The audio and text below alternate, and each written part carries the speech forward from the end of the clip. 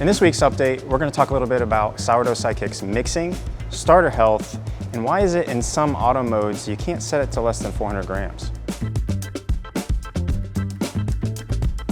Hi everyone, I'm Emily. I am a co-op here at FirstBuild. It's been great seeing all of your successful bakes online, but we're always looking for ways that we can improve the experience for you all. We're always looking for ways that we can improve the Sidekick, and one of those ways that we're doing that is by looking to see if we can improve the mixing. Okay, so for this testing, we are currently using a Sidekick with the original software that most of you probably have on your devices, and then we're also using a Sidekick with the updated software. So for the updated software, we're changing the sequence of ingredients that's going in first. So we're doing water first to hopefully create more of a slurry at first, and then adding in flour afterwards. All of the mixing time is going to stay the same as of now.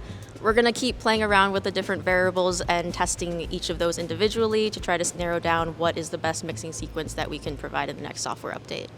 So for many frequent bakers, keeping your starter active at room temperature is the gold standard. And if you maintain your starter that way, then feeding once or even twice a day is probably a common rhythm for you. And this is a great method because it keeps your starter active.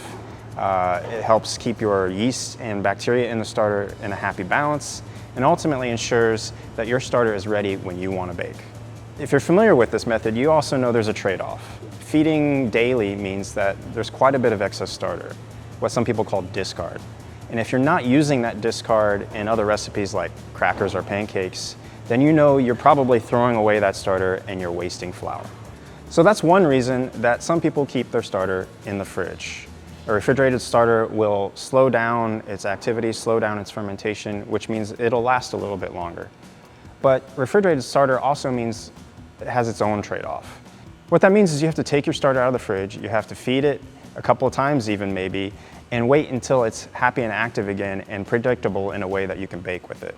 So that's the great thing about Sourdough Sidekick. It rides that happy fine line. What it does is it keeps your starter happy and active at room temperature while also reducing the amount of feeding, excess starter, and flour waste. Which brings us to an important question that some of our users have been posing about auto mode. Why is it in auto mode that I sometimes can't set it to produce less than 400 grams? So if your recipe only calls for 200 grams, it seems kind of wasteful to be limited to only 400 grams at a minimum. With Sourdough Sidekick, for any auto mode cycles longer than 3 days, the minimum is 400 grams. The reason that we do that is to ensure that under all of the different living conditions for your starter, that you still end up with a happy, active starter in the end. So we don't set that limit to force you to make more starter than you really need. We just want to ensure that everybody who uses Sidekick has an easy experience and always ends up with a great outcome. However, we're pretty confident that we can actually bring that number down. Just how far we can lower that limit is something that we're looking into. In fact, Emily has been running some tests and experiments just to see how low that limit can be. Okay, hey guys, it's Emily. I'm back with a new experiment that I'm running right now. So I have 3 different units that I'm all set up with using a very small amount of starter because some of you online have been wanting to figure out, like, how can I make a small amount of starter over a 7-day period? Remember that sourdough starter is living, so if you want a teeny tiny amount at the very end of the 7 days, that's not always possible. So right now we have 3 of these units all set up with the same exact way, each starting with only 1 gram of starter that we grew to 200 grams of starter over 5 days. So far these 2 units are looking pretty good.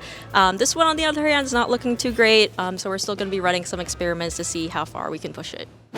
As far as the immediate updates for Sidekick, we are still focusing our time and attention on power recovery. We want to be able to let your Sidekick recover from any time that it's lost power, or even if you just want to unplug it and move it to a different part of your kitchen. We still don't quite know when that's going to roll out to y'all, but we're very confident that it's going to be released very soon. So as far as all the great things that Emily's been working on, we'll keep you updated on how that's progressing and let you know when you might be able to see those features come. As always, we are working hard to further improve Sourdough Sidekick and improve your experience. If you have any comments, questions, issues that you've been having, please let us know. Drop something down in the comments below. Or, in fact, you can actually email us at help@sourdoughsidekick.com. Until next time, see you guys.